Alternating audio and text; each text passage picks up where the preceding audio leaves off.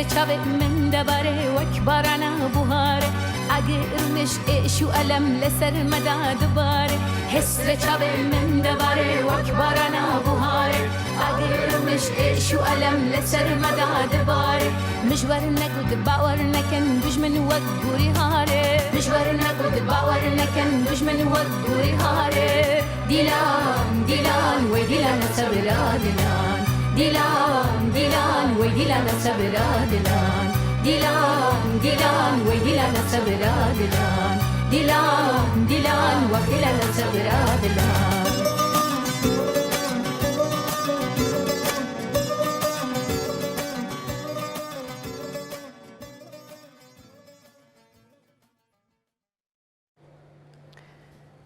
بەڵێزان لەگەڵتان بەردەوامە بین لە ڕووماڵە تایبەتەکانمان تایبەت بە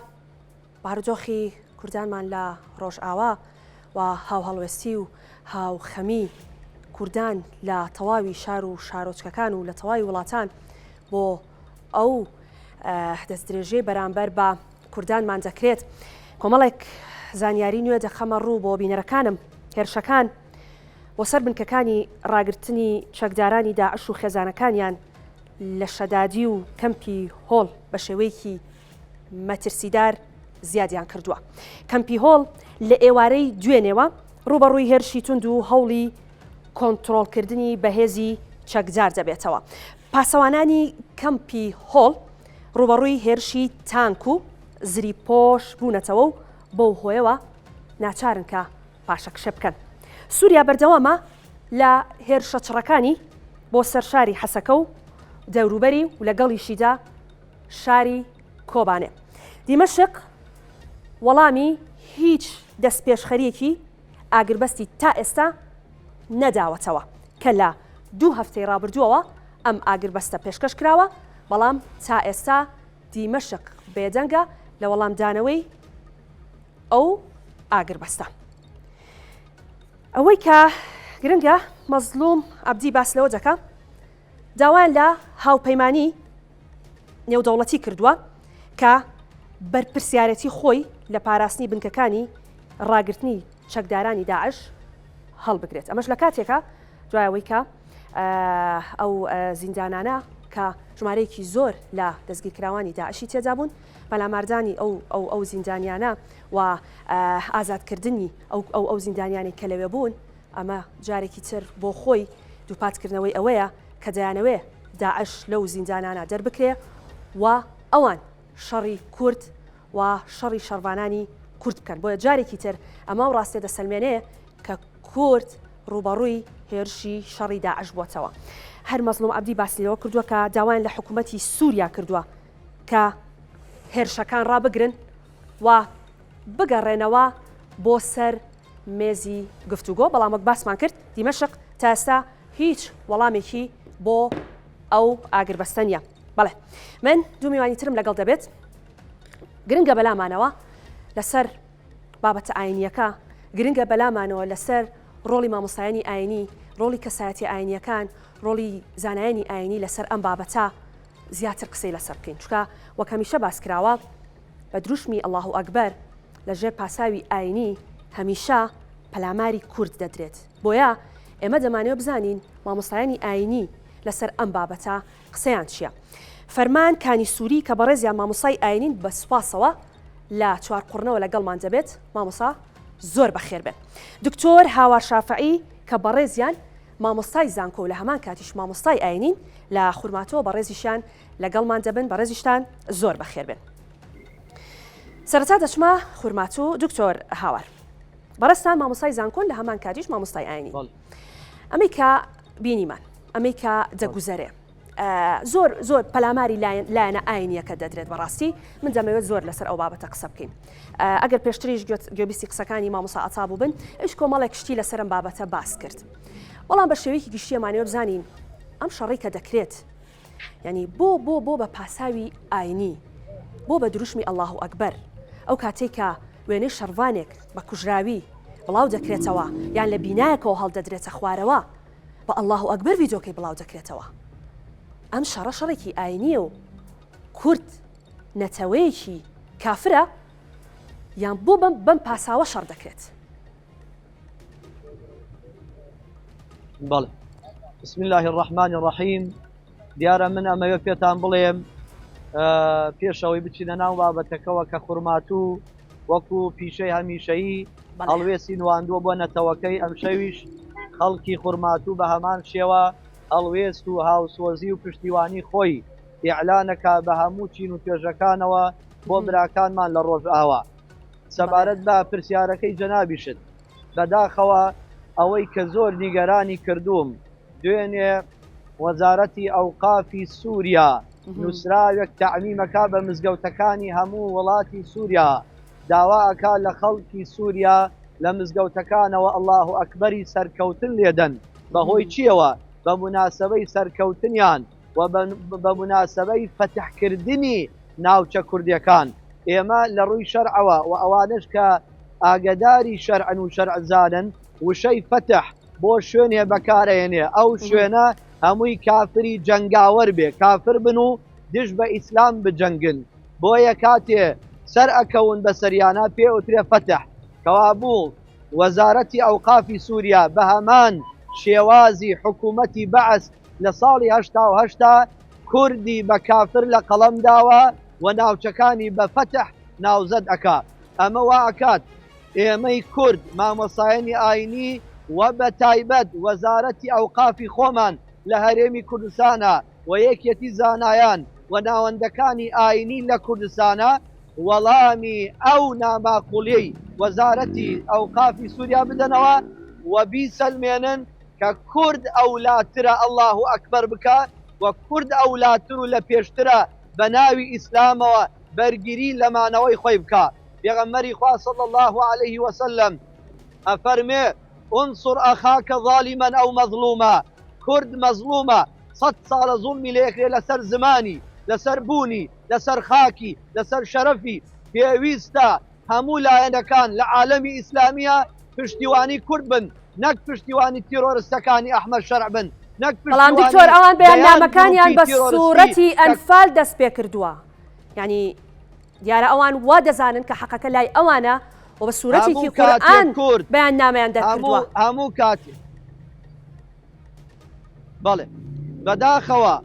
بەداخەوە هەموو کاتێککە کورد لە ناو براوە لەوەتەی بە تایبەت 100 ساڵی ڕابردوو هەر ئاینی بۆ بەکارهێنراوە بە ناوی ئیسلامەوە قەتڵ و عام کراوە و قڕکراوە پێویستە کورد ئەمە بکاتە هەڵوەستەیەک بەرامبەر ئەو کەسانەی کە بە کافری لە قەڵەمەدەن بە بێدینی لە قەڵەمەدەن ئێمەی میلەتی کورد یەکەم میلەتی لە ساڵی 18 هیجریە بە بێشم شێر مسلمان بووین و گەورەترین میلەتین لە دوای عەرەب ینی میلەتی عەرەب نەتەوەی عەرەب حتا ئامۆزەکانی پێغەمبەری خوا صلى الله عليه وسلم جنگان لەگەڵ پێغەمبەری خوا صلى الله عليه وسلم بەڵام ئەوە کورد بوو بە ئاشتی ئیسلامی قبول کردووە هەتا ئەمڕۆژ لە ناو ئیسلامە خەبات ئەکا خزمەتی ئیسلام و مسلمانان ئەکا کورد لە هەموو میلەتان مسلمانترە و لە هەموو میلەتان ئیسلامی خۆشتر ئەوێ بەڵام بەرامبەرەکانمان بۆ بەرژەوەندی سیاسی خۆیان بۆ بەرژەوەندی و مانەوەی خۆیان لەژێر ڕێنمایی وڵاتە زلهێزەکانە بە کرێگراوی ئیسرائیل و ئەمریکان ئەوان ئێمە لە ناو ئەبەن و ئێمە قڕەکەن بە ناو ئیسلامەوە باشە مامۆستا فەرمان ئەگەر کورد ئەوەندە موسڵمانە و هەمیشە لە پێناو ئیسلامەتی شەڕی کردووە کەواتە ئەوەی کە بەرامبەر بە کورد دەکرێت لە ژێر دروشمی ئەڵڵاه ئەکبەر ئەوەی کە بەرامبەر بە کورد دەکرێت بەوەی کە کوردێکی کافرە و ئەوەشی کە دەیبینین هەندێک مامۆستای ئاینی و هەندێک کەسایەتی ئاینی خۆمان پشگیری ئەوە دەکەن کە ئەحمەد شەرع دەیکا و دەڵێن خودا بیپارێزێ و ئەوان پشتیوانی خۆیانی بۆ دەسەلمێنن ئێوە لەسەر ئەم بابەتە چی دەڵێن؟ بسم الله الرحمن الرحیم سەرەتا دەستخۆشی تا لێ دەکەم و بە خێراتنیش کاک دکتۆریش دەکەم بەڕاستی هەموو داگیرکەرانی کورد کە ویستویانە کورد داگیر بکەن یەکەم ئیشیان گەورەترین چەکیان بەکارهێناوە کە چەکی ئاین بووە ویستویانە بەم چەکە گەورەیە عاتیفەی خەڵکی پێ بجوڵێنن عاتیفەی دووەلی عەرەبی پێ بجوڵێنن کەوا میلەتی کورتی پێ قڕکەن بەڕاستی تا ئێساش لەو حاڵەتیاندا سەرکەوتوو بوون کە ئاینیان بەکارهێناوە بۆ قڕکردنی ئەم میلەتە ئەمە نیشانەی بەهێزی ئەم میلەتەیە کەوا دێن هیچ چەکێکیان نییە لە ڕووی مەیدانی ڕوبەڕووبوونەوە ناتوانن لەگەڵ پێشمەرگەی ئێمە لەگەڵ شەڕوانی ئێمە ڕوو ببنەوە بۆیە ناچارن دێن دەقە قورئانیەکان بەکاردێنن بە ناوی دینەوە دەیانەوێ میلەتێکی پێقڕکەن بۆیە ئەگەر سەی دەکەین لە مێژوودا سەدام حوسێنی گۆڕبەگۆڕ دەهات سوڕەی ئەنفالی بەکاردەهێنا بۆ ئەوەی کەوا میلەتی کوردی پێقڕ بکا و ڕەوایەتی پێ بدا ئێستاش ئەحمەد ناشەرع کە ئەسڵەن هیچ پەیوەندێکی بە شەرعەوە نیە ئەم پیاوە بە کەس نازانێت بە سەر چ بە مخابراتێکە نازانێت لە چ زیندانێک پەروەردە کرا و ئامادە کراوە بۆ کوشتنی کورد ئەسڵەن کەسایەتی ئەحمەد شەرع بۆ خۆی کێشەی لەسرە کە ئەم پیاوە تیرۆریستەکەی دوێنێ ئەمڕۆ بە چاکەت و پانتۆڵێکەوە هاتووە دەیەوێ کوردی پێقڕکە کەوا بێ هاتون بە ناوی الله ئەکبەرەوە مێمە تووشی شۆک بووین بەڕاستی کە بینیمان وەزارەتی ئەوقافێکیان بە هەموو مەلاکانیانەوە هاتن ئیعلانی جیادیان کرد دەزانی ئیعلانی خوشکی من ئیعلانی جیاد یعنی چی؟ یعنی ئەگەر ئیعلانی جیهاد بکە واتە ژنەکانمان دەبێ بە سەبایە بگرن کچەکانمان بە سەبایە بگرن واتە سەر و ماڵمان هەمووی تاڵان بکەن ئەمانە هاتوون وەک وایە ئێمە قومێک بین نەزانین قیبلە لەکوێیە وەک بزەن نەزانین مزگەوت چییە نەزانین خوددا چێیە نەزانین پێغەمبەر چێ ئەمانە بەم نەسەوە قسە لەگەڵ ئێمە دەکەن بەڵام من پێیان دەڵێن ئێوە خەیاڵتان خاوە بەجددی هەر کاتێک هەر دوژمنێک ویستی بێتی لەژێر هەر پاساوێکدا بیەوێ میلەتی کورد قڕکە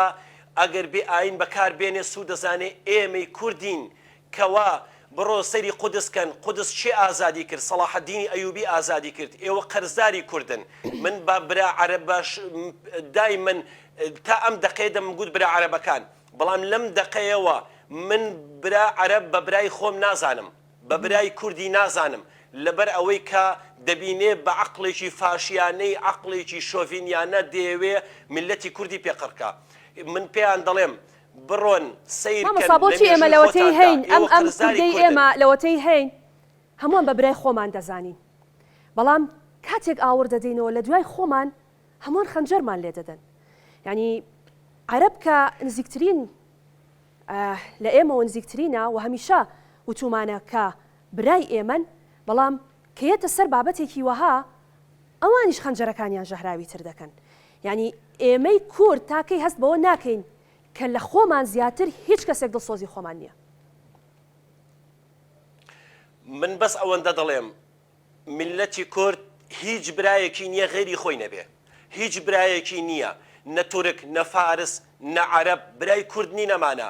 بەس بڕۆ لە سیر کە ئەو شوێنانەی کەوا لە ڕەقە و لە تەبقە و لەو جێگایانە 20,000 شەڕوانی تێدا شەهید کراوە بەس بۆ ئەوەی کەوا سەر و ماڵ و ئافرەت و ژن و کچی عەرەبەکان هۆزە عەرەبەکان نەکەونە دەستی داعش بۆ ئەوەی نەکوژن و قڕ نەکرێن 20,000 شەڕوان تێدا گیانی خۆی بەخت کردووە یەکەم ئیشیان ئەوە بوو هاتن خەنجەریان لە پشتی براکانماندا کوردەکاندا هاتن پشتیان گرتن لیان هەڵگەڕانەوە بۆیە من پێشنیارێک دەکەم لێرەوە خوشکی بەڕێزم پێشنیارێک دەکەم بۆ هەموو بۆ سەرکردایەتی سیاسی بۆ هەموو کەسێک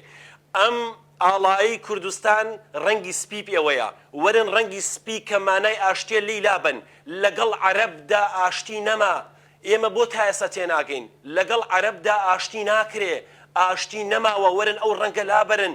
لە ڕەنگی ئەو ڕەنگەی با تێدا نەبێت چونکە ئێمە نیشانەی ئاشتی هەتا ئاشتی لەگەڵ عەرەبدا بکەی بەم شێوازە چاکە دەدەنەوە بەم شێوازە لەگەڵت دەبن چێ بوو لە ڕۆژ ئاوا عەرەبەکانی پاراست چێ بوو خێڵە عەرەبەکانی دەستی داعش پاراست ئەی ئەمانە نمەک بە حرامن ئەمانە ئەسڵەن معنای وەفا نازانن معنای وعدیان لەلا نییە سەی دەکەی بڕۆ سەیری قورئان کە قورئان یەک دێڕی تێدا نێمەتی عەرەب کە ئیلا زەمبیان دەکا بڕۆ بە سەیریان کە زەمبی عەرەب قورئان عەرەبی عاقڵ نەکرد ئەنجا کوا بەچی عاقڵ دەبن ئەمانە بەچی معنای وەفا تێ دەکەن ئەمانە ئەزیەتی پێغەمبەری خوایاندا ئەمانە پێغەمبەری خوایان دەربەدەر کرد پێغەمبەری خوایان ئەزیەتدا و ڕیخۆڵەی مریشک و حیوانات و ماڵاتیان بەسەری پێغەمبەری خوادا دەکرد هەر ئەوەشی کە ئێستا بینیمان مامۆستا فەرمانەوەشی کە من باسم کرد لە دوای زانیاریەکان مەزلوم عەبدی باسی لەوە کرد کە لە ناوچە عەرەب نشینەکان کشاونەتەوە ئەوان لە ئێستادا تەنها لە ناوچە کورد نشینەکانن و ئەوان لەوێوە پارێزگاری لە شەرەف و لە خاک و لە میلەتی خۆیان دەکەن ئەمە بڕیارە دروستەکە نییە کە تۆ بۆ پارێزگاری لە نەتەوەیەک لە میلەتێ بکەی کە ئەو لەگەڵ تۆیان نەبێ بۆ لە خاکی خۆتا پارێزگاری لەو ناوچەی خۆت نەکەی کە پێی دەوترێ ناوچە کوردنشینەکان.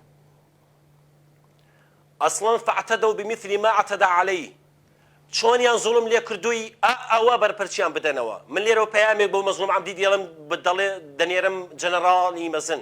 جەنەراڵی کوردان ئەو جەنەراڵی کەوا هەمومان شانازی پێوە دەکەین دەڵێن جەنەراڵ ئێمە لەگەڵتین چۆنیان تعدا کردووە بەو شێوە تعدایان لێ بکەنەوە چیان کردووە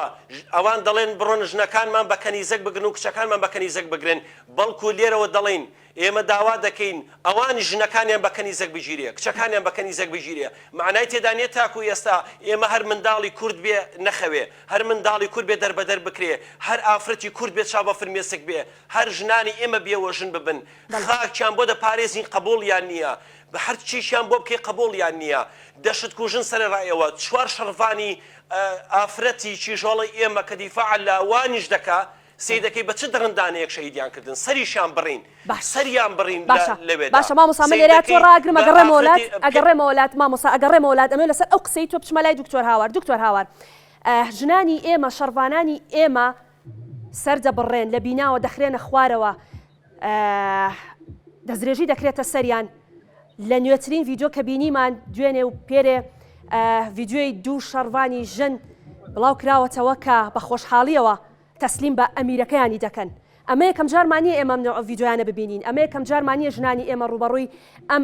ئەم دەستدرێژیانە بنەوە لە شەڕی داعشی شابینیمان چی بەرامبەر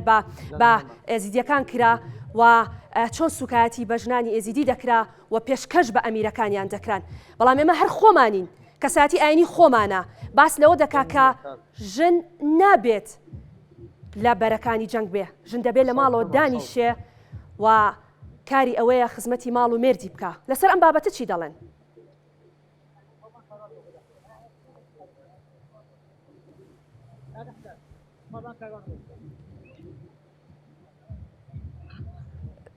دکتۆر تۆ گوێبیستی من بووی؟ مامۆستا فەرمان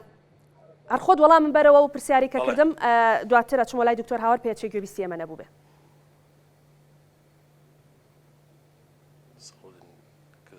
مامۆستا فەرمان گوێت لە پرسیارەکەی من بوو مامۆستا فەرمان بەڵێ باسیەوەت کرد کەوا هەندێ باخوازی ئێمەش تانە دەدەن لە شەڕڤانەکان لە پێشمەرگە معنای تێدا نییە ئێمە سەی دەکەین لە وڵاتی خۆماندا مامۆستایانی ئاینی ئەکسەرێتیان لەگەڵ دۆزی ڕەوای گەلەکەمانن ئەکسەرێتیان بەڵام هەندێکیان تەنانەت کە دەیانبینی تووشی شۆک دەبی سەی دەکەی من دەجێڕمەوە بۆ وڵاتی فەڵەستین کاتێک کەوا داعیەکانیان مفتیەکانیان کە دێتە سەرباسی قەزیەکەی خۆیان هەمویان یەک دەنگن هەمویان تانە نادەن لە شتەکانیان هەمویان لەگەڵ میلەتەکە ڕادەوەستن یعنی ئێمە بۆچی شەڕڤانێکی من کچێکی من دەنیزێکی جوان کە لەی ئازای بەجەرگ خۆی جانفیدا دەکا دەجەنگێ لەگەڵ چەتەکاندا لەگەڵ داعشیەکاندا لە باتی من دەستخۆشی لێ بکەم ڕێزی لێ بگرم هانی بدەم کاتێکە لە بینایەکەوە بەری دەدەنە خوارەوە ئاخر لەکوێی دیندا ئەحمەدی ناشەرع لەکوێی دیندا عەرەبی فاشی لەکوێی دیندا هاتووە تۆ چیژۆڵەیەک تەرمێک لە بیناوە فڕێدەیەوە خوارەوە پێغەمبەری خوا صلی الله علیه وسلم لە جەنگی کاتێکە فەتحی مەکە دەکرا سوپایەکی ڕاگرت فەرموویان ئەی پێغەمبەری خوا بۆ سوپاکە ڕاگرت فەرمووی سەگێک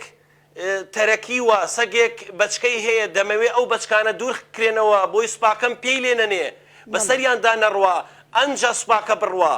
یەک سوپای گەورەی ڕاگرت بۆ ئەمانە چ دین و ئەخلاقیشان هەیە چ مەبدەئیشان هەیە لە کام مەدرسەیە فێربوون لە چی ئەمانەی فێر کردووە ئەمانە ئەم عەقڵیەتە بۆ گەنەیە کە هاتوون بە ناوی دینەوە ئەم کارانە دەکەن باشە مامۆستا فەرمان ئەگەڕێمە وڵات دکتۆر هاوار ئێستا گوێبیستی ئێمەی باش دکتۆر پرسیاری ئەوەم کرد لەگەڵ مامۆستا فەرمانیش کەمێک گفتوگۆمان لەسەر بابەتە کرد پرسیارەکەمان ڕاستی بەڕێزیشتان کرد باسمان لەوە کرد کە ژنە شەڕڤانی ئێمە دەبینین کە لە بیناکانەوە دەخرێنە خوارەوە بە مردویش تەنانەت لە تەرم و لە جەنازەکانیشمان دەترسن ڤیددیۆیان دەکەن و بۆ ئەمیرەکانیانی دەنێرن کە دەیانەوێ ئەم ژنانیان تەسلیم بکەن پێشتریش بینیمان لە شەڕی داعش کوردانی ئێزیدی ژنانی ئێزیدی چۆن دەست درێژی دەکرایە سەریان و پێشکەش بە ئەمیرەکانیان دەکران بەڵام لەگەڵ هەموو ئەمانەدا کاتێک ئێمەین باسی خیانەت دەکەین خیانەتی چواردەور خیانەتی وڵاتانی تر خیانەتی نێودەوڵەتی بەڵام ئێمە لە ناو خۆشمانە هەندێک خیانەت بەدی دەکەین دەوترێ ژن بۆ لە بەرەی جەنگ بێ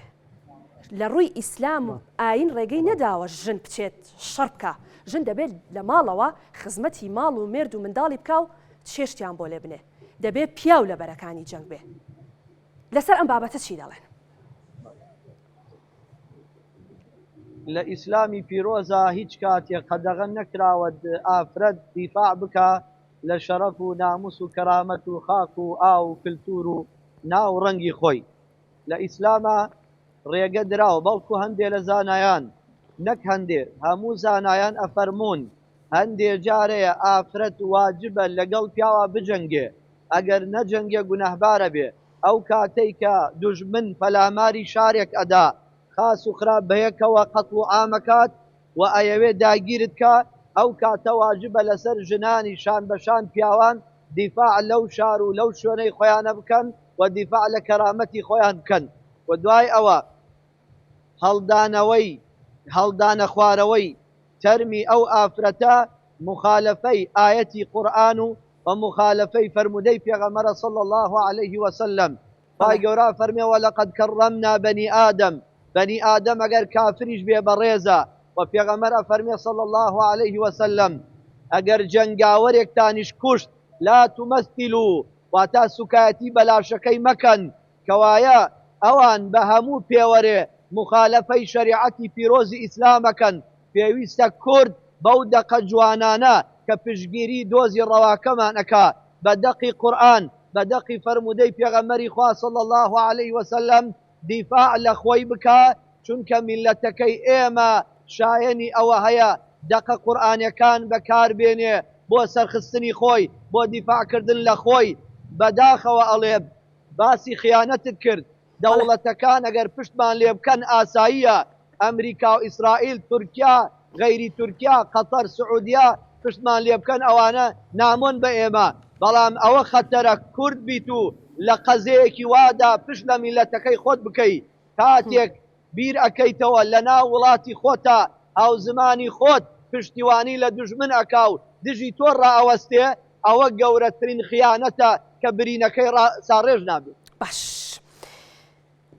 مامۆستا فەرمان بێدەنگی وڵاتانی نێودەوڵەتی لەسەر ئەم بابەتە ئەمەیەکی ترە لەو خەمانەی کە بەڕاستی لەم کاتەدا بەرەوکی کوردی گرتووە هەر باس لەوە دەکرێت کە چەکدارانی سووریا لە ڕێگەی چەناڵەکانی تەلگرامەوە داوای هاوکاری مادی دەکەن و لەو کاتەدا وڵاتانی عەرەبی و ئەوروپیش نەک تەنها ئەوروپی عەرەبی و ئەوروپیش زۆر بە لێشاو هاوکاری مادیان دەکەن ئەمە چ پەیامێک دەگەیەنێت بە تایبەت بۆ کورد ئەمە ئەو پەیامە دەگەێنێ ئێمە دۆستمان نییە غێری چیاکان نەبێ چیاکان دۆستی ئێمە خوشکی من ئێمە بە هەموو میلەتی کورد بزانێ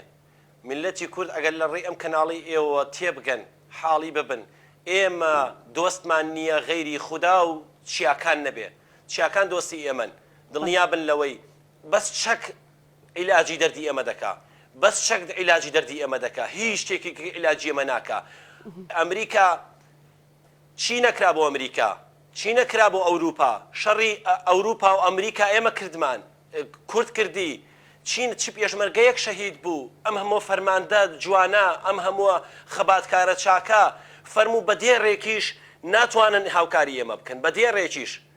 سەیدەکەی ئێمەی میلەتی کوردیش بەڵام ئەمە جێگای دڵخۆشیە میلەتێکین ئەوەندە ئازای کورد بەتەنیا ئەم شەڕەی پێ دەکرێت مامۆسا ئەمە قسەکەیە یعنی لە کاتێکا هیچ کەسێک پشتیوانە نییە کورد ئەم شەڕە دەکا ئێمە خوامان هەیە خوشکی من ئێمە خودامان هەیە ئێمە میلەتێکی لەگەڵ خوا ڕاست دەکەین هەموو گەلانی عەرەب درۆ دەکەن لەگەڵ خوا ڕاست ناکەن لەگەڵ خوا ئێمەین ڕاست دەکەین لەگەڵ خوا ئێمەین کەوا ڕاستمان لەگەڵ ئەم دینە کردووە خوا لە پشتی ئێمەیە بڕۆ سیرکە بە درێژاوی مێژوو ئێمە با پەیامێک دەنێرم هەتا کورد ئیسراحەت نەکا هیچ کەسێک بۆی نە ئیسراحەت بکە هەتا منداڵی کورد نەخەوێ هیچ منداڵی هیچ داگیرکەرێک بۆی نەبخەوێ ئەوە با پەیام بێ بۆیان دڵنیابن لەوەی هەر چوا دەوریان لێ دەکەین بە ئاگر هەمویان بڕۆ سیرکە لە پارچەکان سەلماندومانە لە پارچەکاندا هەر داگیرکەرێک نەمانێشتۆ خەوی لێ بکەوێ بە ئیسراحەت ئیلا دەبین بە مشکیلە بۆی ئیلا دەبین بە کێشە بۆی ئیلا بەرەوەکی دەگرین ئیلا دەبێ کارێکی پێ بکەین ئاواتەخوازی مەرگ بێ بۆ دەزانی ئەمانە لە خەفەتی ئێمە ئاوا دەکەن دەزانن میلەتێکین ئێمە میلەتێکی جەبارین ئێمە ناکەوین ئێمە نالەرزین سەیری کە مامەڕیشەیەکمان هەبوو لە گوندی حەمک بۆ خۆی چەند پێشمەرگەیەکەوە قەسابخانەیەکی لێ دروست دەکردن لە بەعسیەکان ئێمە ژنەکانیشمان زۆر لەوانە ئازاترە دەنیزێکی 20 ساڵ ئیوان خەریکی ئایپاد و خەریکی دڵداریکردنە دەنیزی ئێمە چەک لە شانە ئافرەتەکان ئێمە چەک لە شانن بەرامبەر دوژمن و تانک و تۆپ و تەیارە وەستاون بۆیە من زۆر جارە و شعریان بەبیر دێنمەوە کەوا سیر دەکەی لە مێژوودا کە باسی ئەوە دەکەن کورد ئافرەتەکانیشی شێرەژنن بەڕاستی من بەداخەوە بۆ هەندێک مامۆسای ئاینی بۆتانە لە کچەکانی ئێمە دەدەن بۆتانە لە ئازاکانی ئێمە دەدەن ئەمە ئازانەی ئێمە بیکێسی دەتەقێنێ خەریکی دۆشکە دەتەقێنێ درۆن دەتەقێنێ پێیاندا ئەمە جێی دەستخۆشیە بۆ ئەمانە سی دەکەن کە باسی پرسیارەکە لە کاک دکتۆر کرد دەربارەی ئەوەی کە ئێمە ئافرەتەکانی ئێمە زۆر جار هەیە کە لە ڕووی ئیسلامەوە ئایا ئیسلام چیشکالی هەیە لەگەڵەوە گەر ئافرەت پێشمەرگە بێ ئەگە ئافرەت شەڕڤان بێ ئەمە دەبێت دەستخۆشیشی لێ بکەین ئیسلام چ کێشەیەکی لەگەڵ ئەوەدا هەیە کە ئافرەت هەر ئیناو ماڵ نییە کاکە کورد ئێمە حەبسەخانی نەقیبمان هەبووە ئێمە شێرەژنمان هەبووە ئێمە هەموو ئافرەتانەمان هەبووە کە حکومڕانی کردووە لە وڵاتی ئێمەدا ئافرەتمان هەبووە حکومڕانی کردووە چ جای ئەوەی بێ شەڕ بکە ئافرەتانی ئێمە هەر ئافرەتانی ناو مەتبەخەکە نین بەڵکو ئافرەتانی ئێمە لە قەراری سیاسیشدا بەشداریان کردووە بۆیە من یەک شتیان بەبیر دێنمەوە پێیان دەڵێم دڵنیابن لەوەی کەوە ئێمە بەس خودا و چیاکان دۆستی ئێمەن و لە پشتی ئێمەن بەڵام دڵنیابن لەوە بی دەست بخەنە بن سەرتانەوە داگیرکەرانی ئەم میلەت و ئەم خاکە ئیسراحەت ناکەن تا کورد ئیسراحەت نەکا ئەمە پەیامی کۆتاییە تا کورد ئیسراحەت نەکا ئەوان ئیسراحەت ناکەن دکتۆر هاوار ئەوەی کە گرنگە لەم کاتەیە بزانین مزگەوتەکان چۆن بەکاردەهێنین منارەی مزگەوتەکان بۆ چی بەکاردەهێنین ئەوەی کە گرنگە هەڵوێستی مامۆستایانی ئاینی و کەسایەتی ئاینیەکانە بۆ ئەوەی گروتینێک هەیە لەلایەن خەڵکی ئێمەوە گروتینێک هەیە لەلایەن گەنجانی ئێمەوە وەک خۆشت ئاماژت پێکرد ئەوەی کە ئێستا ئەوەی لا خوورماتوش کە دەیبینین ئەم گروتینە دەبینین هەمووان دەیانەوێ بەم گروتینەوە بچنە ڕۆژ ئاوا و بجەنگن و لەگەڵ شەڕوانان لەوێ شەڕی کوردبوونی خۆیان بکەن بەڵام لەم کاتەدا ئێمە منارەی مزگەوتەکان چۆن بەکار بهێنین بە تایبەت بۆ هەستی نەتەوایەتی بەڵێ زۆر گرنگە مزگەوتەکان و مەنارەی مزگەوت منبەرەکانی مزگەوت لەم ڕۆژانەدا بکرێ بە سەنگەری دیفاعکردن لە میلەتی مەزلومی کورد هەموو مامۆسایانی ئاینی من بەداخەوە ئەڵێم ئەوە ئەگەر ئێستا گردبوونەوەیەک بواە بۆ غەزە کە ئێمە پەشیمان نیمان هەر کاتێ دیفاعمان لە هەر مەزلومێک کردی بێ پەشیمان نیمان بەڵام ئەوە ئەگەر بۆ غەزە بواە ئێستا مامۆسایانی ئاینی خۆیان پێشڕەوی ئەم گردبوونەوەیانیانە کرد وتاریان تیا ئەبوو سەیان تیا ئەکرد بەڵام بەداخەوە مامۆسایانی ئاینی کورد هاوسۆزن زۆرێکیان هاوسۆزی دوژمنن کاریگەر بوون بە دوژمن لە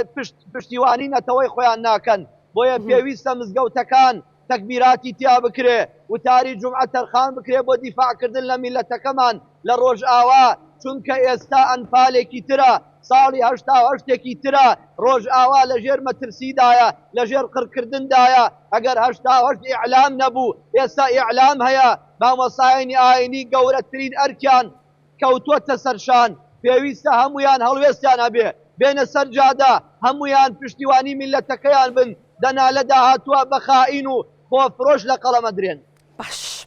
مامۆستا فەرمان لەسەر ئەو بابەتەی دکتۆر باسی کرد لەسەر هاوکاری غەزە زۆر لەسەر ئەمە قەڵک قسە دەکات دەڵێ بۆچی یعنی بەو شێوەیە هاوکاری بۆ غەزە کۆکرایەوە بەڵام ئێستا دەبینین جۆرە کەم تەرخەمیەک هەیە بۆ کوردانی ڕۆژئاوا ئێوە لەسەر ئەمە چی دەڵێن؟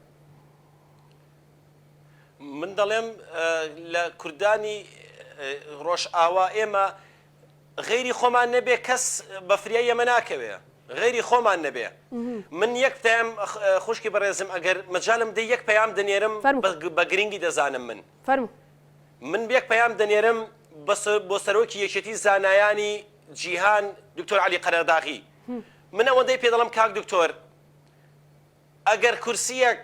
خزمەتی میلەتەکەتی پێ ناکەی شەقێکی تێ هەڵدا شەقێکی تێڵدا لە کورسیە تۆ ئێمە میلەتەکەەوە هەموو قڕکرا تۆ چیت داوە لەم کورسیە ڕقە لەوێ کە نەتوانی بە دێڕێکیش بێ هاوکاری ئێمە بکەی لە هەموو جێگایەک مزگەوتە دروست کرد لە هاوکاری غەزەت کرد هاوکاری عەرەبت کرد هاوکاری ئێمەشت کرد بەڵام کاک دکتۆر کۆمەڵە تەسریح لێ دەبینین ئەم تەسریحانە ئێمە دڵمان بریندار دەبێ پێی ئێمە بۆ خۆمان لەسەر ئاو ئاگرین دەبینین ئەو منداڵانە دەبینین بەم سەرمایە خەڵک لە ژوورەوە ئیدارە ناکە کەچی منداڵانی ڕۆژئاوا ئێستا هەمویان وا لە برسان و لە سەرمان و هەمووی ئاوارە و دەربەدەر بوون تۆ خەڵکی ئەم ڕۆڵەی ئەم کوردەی بۆیە من ئێستا وەرە کەمپین ڕاگەیەنە وەرە واز لەوە بێنە کورسێکیان داوە بە تۆ کە نەتوانی قسەیەکی حەقی تێدا بکەی بۆیە من خوشکی بەڕێزم لە غەزەدا من یەکێک بووم لەوانەی کە تەنانەت بۆ غەزە هاوکاریم کۆ کردەوە بۆیان گریام لە بەرەوەی مەزلوم بوون من ێس پەشیمان نیم لەم کارێکە کردومە بەڵام سەی دەکەم کە زوانیە بۆ ئێمە هیچ کەسێک وانە بڕە سەیری کەناڵی ئەلجەزیرە و ئەلحەدەسکە بڕە سەیری کەناڵەکانیان کە چۆن شەڕڤانەکان بە تیرۆریست و بە بەراز و بە مەیمونیان لە قەڵەم دەدەن بڕۆ چۆن سەی دەکەم ڕەوایەتی بەو کوشنە دەدەن هەموو دنیا دوژمنی ئێمەیە هەموو دنیا دوژمنی ئێمە ئێستا سەیر دەکەین کەس نەتەقەیەکی لێ نایە بەڵام من لێرەوە پێم خۆشە بۆ هەموو کورد پەیامێک بنێرین بە گەنجتەوە بە پیرتەوە بە لاوتەوە بە ئافرەتەوە بە هەمویانەوە پێیان دەڵێن لەم ڕۆژە سەختتر ڕووناداتەوە واللهی ئەمڕۆ لە حەسەکەیە سبەینێ دەگاتە هەولێر و سلێمانی ئەمە موئامەرەیەکی زۆر گەورەیە لە کورد دەکرێ ئەمە موئامەرەیە کە دەیانەوێت بە کوردی یەکجاری قەزەی کوردی لە گۆڕ بنێن بە هەموو شێوەیەک لە گۆڕی بنێن نایانەوێت کورد هیچ شتێک ببێ بۆیە دەڵێم ئەوەی کە بە کۆمنتێک دەتوانێت ئەوەی بەلایکێک دەتوانێت ئەوەی توانای چەک هەڵگرتنی هەیە ئەوەی کە دەتوانێت بچێ بۆ ڕۆژئاوا ئەوەی هەر شتێکی لەدەست دێ بیکە لە ئاستی خۆیەوە چونکە کارەکە کارێکی خەتەرناکە ئەمە بابەتێکی سیاسی نییە وەرن واز لە وەزع سیاسیەکان بێنن واز لە ڕەنگەکان بێنن هەمووان با بەیەکەوە بین بەیەکەوە بە هەموو ڕەنگەکانەوە بە هەموو ڕەنگەکانەوە بابین ئەم کوردە ئینقاسکەین ئەم وەزعی ئینقاسکەین دەزانی لە کەمپی هۆڵ ئەم ئێوارەیە چ داعشێک ڕۆشتۆتە دەرێ چ داعشێکیان بە ئەڵڵاهو ئەکبەرەوە بردووە باشە ئەحمەدی جۆلانی ناشەرعی ئەولادی مخابەرات ئەگەر تۆ ئەولادی مخابەرات نەبی و ئەگەر تۆ دەستێک لە پشتەوە نەبێ بۆ قڕکردنی ئەم میلەتی کوردە تۆ نەدەگوت من دژی داعشم ئەوە تا هەرچی کە سوکاری داعشێ لە کەمپی هۆڵ و سەرکردە گەورەکانیانە هەر هەمویانت برد و چەکدارت کردو لە ناو سوپاکەی خۆتدا هەمووی چەکدار کرد لەوێ ئەمە بەرنامەیەک بوو بۆ ئەوەی کەم داعشانە بێنێتەوە مەجارێکی تر زیندووکردنەوەی داعش نەبوو مامۆستا فەرمان بەڵێ جارێکی تر زیندووکردنەوەی داعش نەبوو ئەمەی کە کرا ئەمەی کە بینیمان کە هەمووان دەزانن ئەوانەی کە لەو کەمپانەدا بوون هەمووی داعش بوون کە تۆ ڕێگە بدەیت ئەم داعشانە بێنە دەرەوە کەواتە تۆ مانای ئەوە نیە دەتەوێت شەڕی کورد بە داعش بکەیت بەڵێ لەمە دووە سوپای عەرەبی سووری ئێمە دەتوانین ناوی بنێن سوپای داعشی سووری ئەمە لای هەمومان ڕوونە تەواو ئەم هەموو سەرکردانەی داعش کە بە خوێن ئەمانە گیرابوون بە خوێنی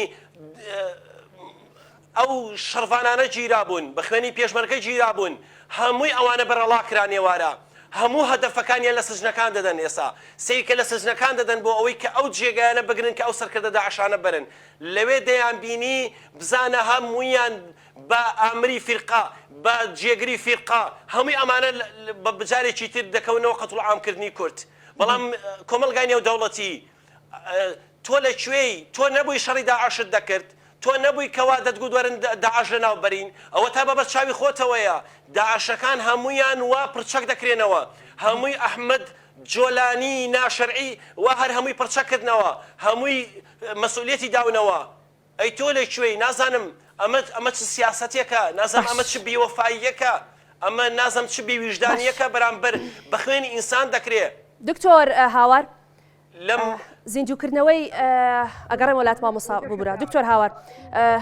لەم کاتەدا ینی زیندووکردنەوەی داعش بۆ گوێت لە ئێمەیە تۆ دکتۆر باش زیندووکردنەوەی داعش بۆ ینی ئەوەی کە کورد کردی باسمان کرد پێشتر لە 2014 کورد بە تەنها شەڕی داعشی کرد بۆ تەواوی جیهان و ئەو مەترسیە کەم بۆ لەسەر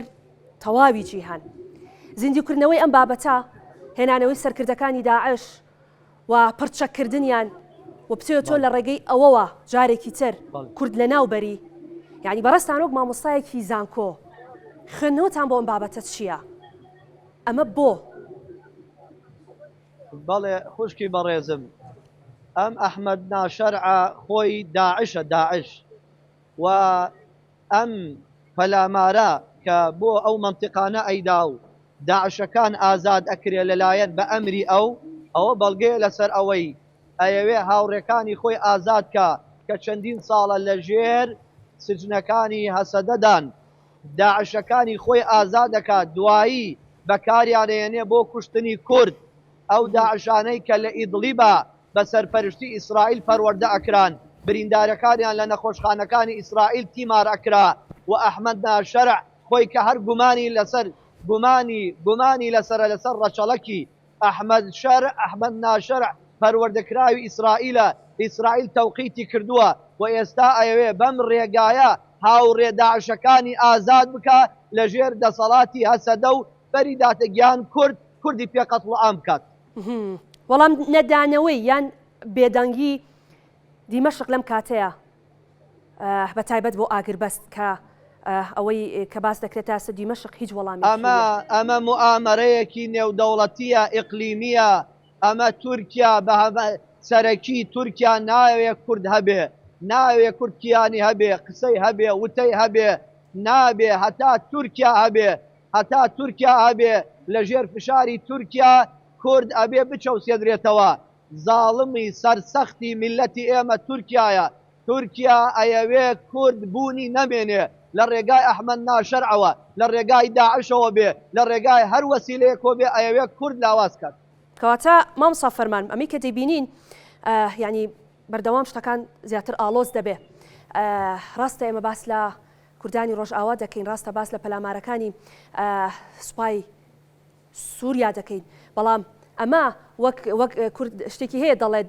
دۆزینەوەی هەنگوینە لە کوونەدارە نازم شتێکی وا ئەمە بۆ وڵاتانەی تریشکە بە نمونە تورکیا کە چاویان بە کورد و سربەخۆیی کورد هەڵنایە بۆ ئەمانش دۆزینەوەی هەنگوینە نییە بەڵێ دەبینێ ئێستا کە وەزعەیەک هاتووتە مەیدانەوە ئەم وەزعا بە فرسەتی دەزانن هەموو بۆ لە تۆ وایە شەڕەکانیان چێ تێدا ئێستا چێ بەشی لۆجیستیەکان چێن هەمووی میتی تورکە بڕۆ سەیریکە ئەمە ئەو شەڕڤانانە شەڕی چەندین دەوڵەت دەکەن دڵنیا بن لەوەی دووەلی عەرەبی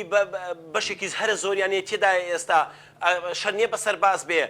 لە ڕێگای لۆجیستیەوە لە ڕێگای مخابڕاتیەوە لە ڕێگای چەک و تەقەمەنیەوە هەمووی پرچەک دەکرێ سوپای داعشی سووری دەیبینی ئەمانە هەمووی پرچەک دەکرێن ئەمانە هەمووی معاملەیەکی زۆر گەورەیە کە لە کورد دەکرێت دەیانەوێ ئەم پارچەیە نەمێنێت دوای ئەو پارچەیە سەرەی ئێمەیە دڵنیا بن دوای سەرەی ئێمە دێتەوە ئەوانە وەکو سەدێکە بۆ ئێمە دانراوە ئێستا بۆیە ئێمە پێویستە دیفاعیان لێ بکەین بۆ ئەوەی کەوا ئەم خەتەریاتە زیاتر پەرە نەسێنێ بۆ ئێمە چەند جار دەڵێن ئێمە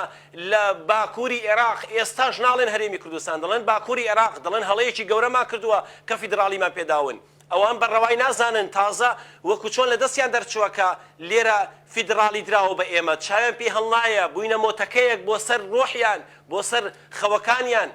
کەوابێ ئەمانە وەکو ئێستا بە فرسەتیشی زۆر گەورەی دەزانن. دکتۆر هاوار لە قسەکانی مامۆستا فەرمان یەک دوو جار تێبینیەوەم کرد کە تەکیدی لەوە دەکردەوە کە ئەم بابەتە دەبێتە مەترسی بۆ ئێمەش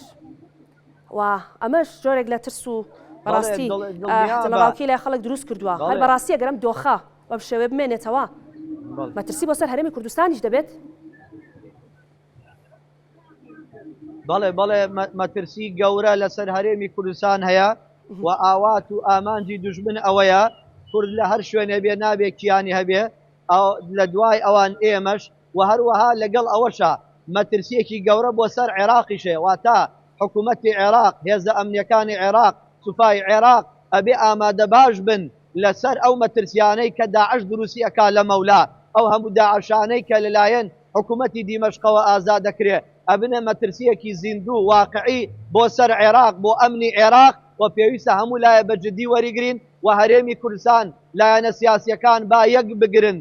یەک هەڵوێز بن یەکێتیان بەهێز بێ بەرامبەر هەموو مەترسیەکان بۆسنەوە تاوە ئەزمونەی هەیە دەکەوێتە مەترسیەوە ئەو بەجددی وەرگرتنە دەبێت چۆن کاری لەسەر بکرێت دکتۆر هاوار تەنها بە هەموو لایەنەکان سیاسیەکان ئەوانەی لە ناو دەسەڵاتان ئەوانەی ئۆپۆزیسیۆنن هەمویان ئەبێ لەم بابەتە یەک بگرن خلافەکان و جیاوازیەکان و ناکۆکێ سیاسیەکان بەلاوە بنەن برایانە کوردانە ئیسلامیانە دیندارانە هێزێک دروستکەن بەرامبەر هێزی دوژمن کە هیچ کاتێک ئەگەر بێت و برا بەیەکەوە بەهێز بن تەبابن هەڵوێستیان یەک بێ خلافاتی سیاسی بەلاوە بنن ئەو کاتە دوژمن نەیتوانی وەزاڵ بێ بەسەرمان. بەڵێ مامۆستا فەرمانەوەی کە دەیبینین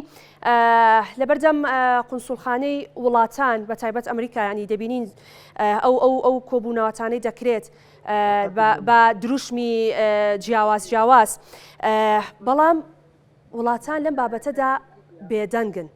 ینی قونسوڵخانەی ئەم وڵاتانە کە نوێنەراتیان هەیە لە هەرێمی کوردستان بۆ ئەوەیە لە کاتێکی وادا تۆ بتوانن دەنگی خەڵک بگەێنە وڵاتەکەی خۆیان بەڵام ئەوەی کە تا ئێستا بینیمانە قونسوڵخانەش هی هەر وڵاتێک کە چوو بنە بەردەمی کوردەکان و داوای پشگیریان کردبێ بۆ ڕۆژئاوا هیچ هەڵوێستێکیان نەبوو لەسەر ئەم بابەتە کەواتە ئەم پشتیوانی کە لەناو خۆمان ئێمە بۆ کورد هەمانە بۆ کوردانی ڕۆژئاوا چۆن بتوانین زیاتر پەرەی پێ بسێنین و دەبێت چی بکەین لەسەر ئەمە ئەم شت ئێمە واز لە کۆنسوڵخانە بێنن کۆنسوڵخانە کۆمەڵە کارمەندن کۆمەڵە کارمەندن و هەندێک کاروباری ئیداری خۆیان هەیە بەڕێی دەکەن ئێمە دەبێ زۆر لەوە گەورەتر بیر بکەینەوە چاوەڕێ بکەین بزانین کۆنسوڵخانەیەک ئەمە پەیامە دەگەیەنێ یان ناگەیەنێ بۆ نایبینن ئەم وەزعە بۆ ئەمریکا لە هەر شوێنێکی ئەم گۆی زەویە فیشەکێک تەقی نازانێت چییە نازانێت بۆ تەقی هەموو ئەمانە دەزانن چ باسە ئەمانە ئیتیفاقیاتێکە کراوە چاوپۆشی دەکرێت سەیریکە لە پێناوی ئەوەی کەوا ئیسرائیل دەزانی چەند کیلۆمەتر دوورە لە دیمەشقەوە ئیسرائیل 40-50 کیلۆمەتر لە دیمەشقەوە دوورە هاتووە هەد نیوەی خاکەکەی لێ داگیر کردووە فی سەبیلی ئەوە ئەمانە چاوپۆشی دەکەن بۆی کورد قەتڵعام بکرێ معنای تێدا نیە چۆن ئەمریکا نازانێ ئەمە چ دەگوزەرێ لەوەیە ئەمریکا نازانێ هەموو سەرکردە داعشە بەرەڵا دەکرێت بەڵێ کورد لەوەتەی هەیە مامۆستا بنەمە یەک تۆز لەسەر ئەو شۆڕشانی کە ئێمە پێشتر کردومانە زۆر باسمان لەوە کرد کە کورد بە تەنها خۆیەتی ینی لە هەر شەڕێک بەرەوکی کوردی گرتبێ کورد بە تەنها خۆی ئەم شەڕی کردووە و مێژوش بەڕاستی ئەمەی سەلماندووە کە شۆڕشەیەک بە دوایەکانی کە کورد کردوێتی ئەوە ئاراراتە و شێخ سەعیدی پیرانە ئەو شۆڕشەکانی بەردەرکی سەرایە ئەو شۆڕشی دەرسیمە ئەم شەڕانە کە کوردێکا کە کورد کردوێتی مێژوو سەلماندوێتی کە هەمووی خیانەتی وڵاتانی دراوسێ و هەمووی خیانەتی نێودەوڵەتی لەمەدابوونی هەبووە و هەر شۆڕشێکیش کە شکستی هێناوە مێژوو پێی وتوین کە شکستی ئەم شۆڕشە بە دەرەجەی یەک نەبوونی کورد خۆی بووە و دواتریش خیانەتی وڵاتانی چواردەور لەسەر ئەمە چۆن ئەم مێژووە جارێکی تر دووبارە نەکەینەوە بەداخەوە دەبینین لە هەموو شۆڕشەکانی ئێمەدا کە بزودنەوەی ڕزگاری خوازی کورد کەوتۆتە شۆڕشکردن و خەباتی کردووە هاوپەیمانەکان ئەوانەی کەوا ئێمە سوودمان پێ دەگەیاندن هەمووی ئەوانە پشتیان لێکردوین بەهۆی ئیتیفاقاتە ژێربەژێرەکانیانەوە ئەگەر شتێکیان دەستکەوت بێ ئێمەیان فرۆشتووە سێرەکی قازی محەممەد چ وعد و عهودێکیان پێدا بە قازی محەممەد هەموو وعدێکیان پێدا رووسیا پێی گوت تەنانەت گسکی ماڵەکەشت کاتێکەوە پشتی لێ کرد وتی وەرە گسکی ماڵەکەشت بۆ دەگوازینەوە بۆ رووسیا ئەمریکای ئەو کاتە بە هەمان شێوە پێی گوت وەرە ئێمە پەنات دەدەین بەڵام سیر دەکرد میلەتەکەی خۆی بەجێنی هێش فەرمووی من دەترسم لە دوای ئەوەی کەوا من بڕۆم لە ڕقی من میلەتەکەم ئەزیەت بدەن بۆیە مایەوە و لەگەڵ سەیفی قازی و سەدری قازیدا لە چوارچرا یعدام کران بۆیە ئەگەر سیر دەکەین میلەتی کورد ئللا خیانەتی دۆستەکانی خۆی بووە میلەتێکی نمەک سوێرین ئێمە نانمان بە هەر کەسێک دابێ بۆ هەر کەسێک چاک بوو بین ئەوانە خیانەتیان لە ئێمە کردووە بڕۆم هەموو مێژوو سیرکە خیانەتی دۆستەکانی ئێمە بۆ کە لەگەڵ کردویانین و لە ناو خۆشماندا بەداخەوە ئەم یەک نەبوونە ئەم یەک ڕاجیایی ئێمە کە دەگاتە قزێکی ئاوا من با پەیامێکیش بێ بنێرم بۆ سەرکردایەتی سیاسی کورد بڵێم واز لە ڕەنگەکان بێنن واز لە ڕەنگەکان بێنن ئەمێمە لە کەشتیەک داین ئەم کەشتیە کون ببێ هەمومان بەیەکەوە نەغڕۆ دەبین هەمومان بەیەکەوە بە سیاسیتەوە بە مەدەنیتەوە بە مەلاتەوە بە شێختەوە بە کەسێکی سەرجادەتەوە هەمووی بەیەکەوە نەغڕۆ دەبێ ئەمە کەشتیە ئێمە سواری بووین وەرن واز لە ڕەنگەکان بێنن هەمووتان ئیش بکەن بۆ ئەوەی کەوا ئێمە لە کەناری ئارامی دابین ئێمە ئەم خەتەریاتی ئێستا بە ڕۆژئاوا هاتووە با لای بەرین ئێستا وەزعی ناوماڵی کوردی چۆن دەکرێت ئێستا ئاوها بێ بەو شێوازە گرنگە لەم کاتەیە کورد یەکگرتوو بێت ناوماڵی خۆی کۆ بکاتەوە بۆ ئەوەی بتوانین هەمووان پێکەوە بەڵێ ئێستا دەبوو مەحداسەوای بکردایە باش دەبوو مەحداسەوای بکردایە یەکسەر حکوومەت پێک بهێنرایە زۆر باشە دەست خۆش مامۆستا فەرمان بەڵێ سوپاس کە لەگەڵمان بوون مامۆستا فەرمانکانی سووری لە چوارقڕنەوە لەگەڵمان بووی دکتۆر هاوار شافعی مامۆستای زانکۆ ئاینی لە خورماتوو سوپاس کە لەگەڵمان بوون ببورن کە دەبێت بەجێتان بێڵم دەچمە ئەستەمبۆڵ لەوێ خۆپیشاندانێک هەیە لە بەرامبەر قونسوڵخانەی سووریا بەرامبەر ئەو کوشتارگە و ئەو ناحەقی و ئەو زوڵم و زۆرداریانەی کە بەرامبەر بە هاونیشتیمانیانمان لە ڕۆژئاوا دەکرێت دەچمە لای پەیامنێرمان فەرهات بزانین زانیاریەکان لە لای ئەو چیە فەرهات سڵاوت لێبێ پێم بڵێ ئەو خۆپیشاندانێک کە ئێستا لە ئەستەمبۆڵ دەکرێت لە بەردەم قونسوڵخانەی سووریا بەکوێ گەشتووە و ئەوان داوای چی دەکەن؟ Meşruiyetini güçlendirdikleri HTŞ'nin Suriye'deki farklı etnik ve inanç grupları için ama özellikle kadınlar için ne anlama geldiğini biz kadınlar çok iyi biliyoruz. Bugün adı HTŞ olan IŞİD'in yıllar boyunca ezidi kadınları köy pazarlarında sattığına şahit olduğumuz için biliyoruz. 10 yıl önce LGBT artıları binaların tepelerinden atan IŞİD, bugün direnişçi Kürt kadınları binalardan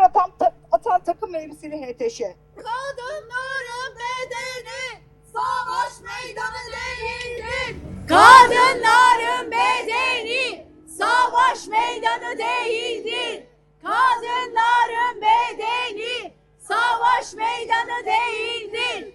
Kadınları kaçıran, satan, kadınlara yaşam hakkı tanımayan, tecavüz eden, öldüren bu cihatçı çetelerin her türlü özgürlük ve eşitlik girişimini yok etmeye çalışması bu nedenle tesadüf değil. Cihatçı HTŞ çeteleri eliyle... باش ئەوەی کە بینیمان خۆپیشاندان بوو لە بەردەم قونسوڵخانەی سووریا دواتریش لە ڕووماڵەکانمان پەیامنێرانمان لەوێەوە جارێکی تر لەگەڵمان دەبن بۆی بزانین ئەم خۆپیشاندانە بەکوێ دەگاوە ئایا وەڵامێکی دروست دەدرێنەوە یان نا ئێمە وەکو کورسان نیوز بەردەوام لەگەڵتان دەبین بۆ گواستنەوەی ڕێی پەیامنێرانمانەوە گواستنەوەی دوایین زانیاری و ڕووداوەکان لەسەر ڕۆژئاوا لەسەر وەڵام نەدانەوەی دیمەشق بۆ ئاگربەست و هەر کاتێک وەڵامێکە بێ بتوانین ئێمە یەکەم کەس بین کە هەواڵی دڵخۆشکەر لە ڕۆژئاواوە بە بینەرەکانمان بگەێنین. من بە یەک کۆپلە لە هۆنراوەیەکی شێرکۆبیەکە زەمەوە کۆتایی بە ڕووماڵەکەم بێنم دواتر سعات 8 هاوکارم خاوەن لەگەڵتان بەردەوامە بێ. شێرکۆبیەکەس ڕۆحی شاد بێت لەسەر بابەتی کورد نووسینێکی نووسیوە کە دەڵێت ئێوە ئەتوانن شەعرمان دەربەدەرکەن، گوڵدانەکانی چیرۆکمان ورد و خاشکەن، ماڵەکانمان بدەن بە کۆڵی دووکەڵ و دەبابەدا و بە کۆمەڵ بیانگوازنەوە. کێ نایزانێ ئێوە ئەتوانن ئازارمان لە پێکەنینی خۆتانە بتوێننەوە، ئەتوانن بەڵام ئەوەی لە خەونی گورگەبۆرەکەی یەکەمەوە نەهاتە دی و ناشیەتە دی، ئەوەی هەرگیز پێتان ناکرێ سڕینەوەی ئازادیە لە ڕۆحماندا، کوشتنی عشقی داروبەردا لە ناخماندا، ڕاماڵینی خۆشەویستی دیاربەکر و کەرکووکە لە دڵماندا. کۆتایی ئێمە کاتێکە کە کۆتایی هەناسە هات، ئەوەی ئایە و نابێ بەنا، کوژاندەوەی ئایندەیە لە چاوی یەک بە یەکماندا. هەر شاد بن.